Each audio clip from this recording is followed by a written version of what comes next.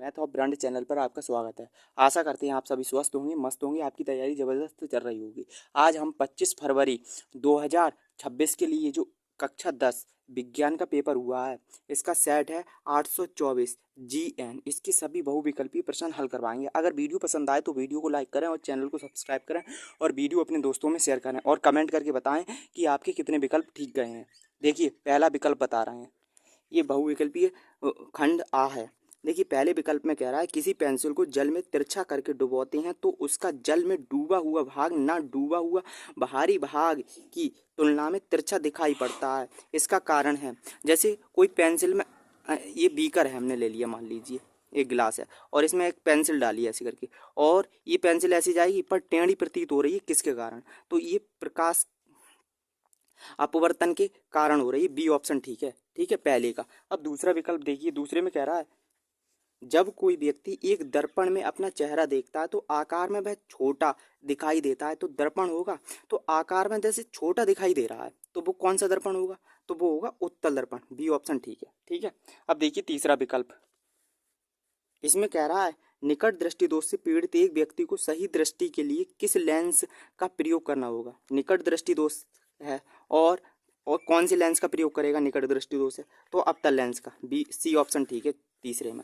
अब देखिए चौथे विकल्प में कह रहा है एक कांच की त्रिभुजाकार प्रिज्म से गुजरने के बाद श्वेत प्रकाश की किरण विक्षेपित होकर अपने सभी अवयवीय रंगों में विक्षेपित हो जाती है, तो सबसे अधिक विचलन वाला रंग होगा। देखिए, एक प्रिज्म लिया हमने और जब श्वेत प्रकाश यहाँ से गुजरेगा और यह 7 रंगों में विभाजित हो जाएगा, ठीक है, 7 रंगों में, तो सबसे ज़्यादा अधिक विचलन कौन सी में होगा?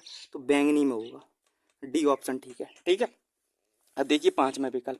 पांचवें में कह रहा है समान प्रतिरोधों के किस समायोजन में सबसे अधिक प्रतिरोध प्राप्त होता है? तो सबसे अधिक प्रतिरोध कौन से में मतलब रिजल्ट मिलेगा हमें सबसे ज़्यादा? तो वो है श्रेणी क्रम में। सी ऑप्शन ठीक है पांचवें का। अब देखिए छठा विकल्प। इसमें कह रहा है किसी विद्युत धारावाही चालक में बहने वाली विद्युत धारा ज्ञात करने के लिए किस यंत्र की आवश्यकता होगी? जैसे विद्युत धारा ज्ञात करने के लिए तो वो अमीटर। सी ऑप्शन ठीक है, अमीटर की आवश्यकता। ठीक है, छठे का। सातवें विकल्प में कह रहा है किसी धारावाही चालक के कारण उत्पन्न होने वाली चुंबकीय क्षेत्र की दिशा ज्ञात करने के लिए नियम होता है। तो कौन सा नियम है? ये है दाहिने हाथ का अंगूष्ठ नियम, मतलब सी ऑप्शन ठीक है। ठीक है, अब देखिए खंड उपभाग 2 आ गया। उपभाग 2 का प्रश्न नंबर 8 है निम्न में से कौन सा एल्कोहलीय प्रक्रियात्मक समूह है? एल्कोहली की बात कर रहा है तो एल्कोहल का OH होता है प्रक्रियात्मक समूह, तो इसका सी ऑप्शन ठीक है। अब देखिए नवा विकल्प। नवे में कह रहा है सोडियम क्लोराइड के जलीय विलयन के विद्युत अपघटन से 3 उपयोगी उत्पाद बनते हैं। सही समूह कौन सा होगा? तो देखिए सोडियम क्लोराइड है और उसका जलीय विलयन करेंगे और विद्युत अपघटन, तो इसमें 3 उत्पाद बनेंगे। एक तो बनेगा सोडियम हाइड्रोक्साइड और हाइड्रोजन और क्लोरीन। ए ऑप्शन ठीक है नवे का। 10वां विकल्प देखिए। 10वें में कह रहा है निम्नलिखित में से कौन सी धातु ठंडे पानी के साथ अत्यधिक उग्रता से अभिक्रिया करके क्षार हाइड्रोजन गैस बनाती है? तो वह एक तो सोडियम धातु है। सी ऑप्शन ठीक है, सोडियम और पोटेशियम के होती है। ठीक है, 10वें का। अगर वीडियो पसंद आ रही हो तो वीडियो को लाइक और चैनल को सब्सक्राइब करें और वीडियो अपने दोस्तों में शेयर करें।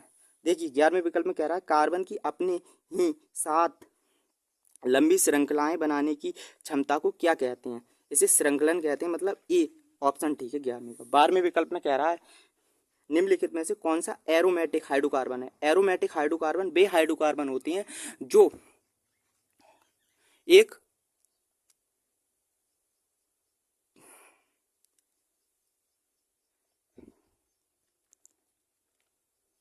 तो इसमें डी ऑप्शन ठीक है, बेंजीन।